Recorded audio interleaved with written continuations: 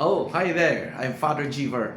I'd like to share with you some of the lines from today's Gospel, June 15, 2026, from Matthew chapter 5, verse 38 to 42. It says, Jesus said to his disciples, "You have heard that it was said, an eye for an eye, and a tooth for a tooth. But I say to you, offer no resistance to one who is evil."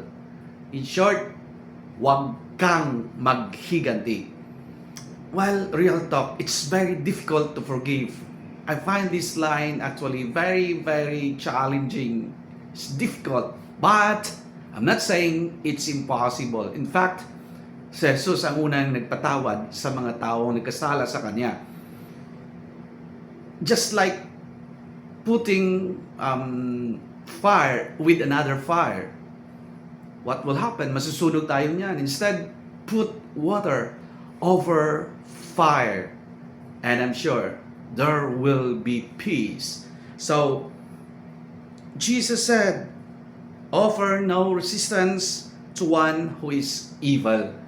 I'm not saying that when somebody hurt you or offended you, you just hug him right after hurting you.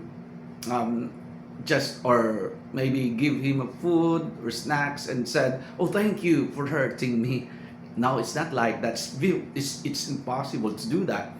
But maybe you just start by just avoiding him or her for a moment, pray for him, and who knows? Maybe after a while, after some time, you have that courage to show goodness to that person.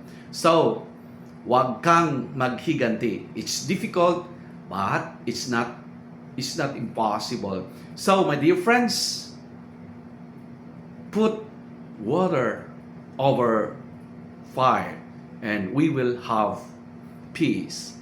What is important is our peace of mind. Have a nice day. God bless.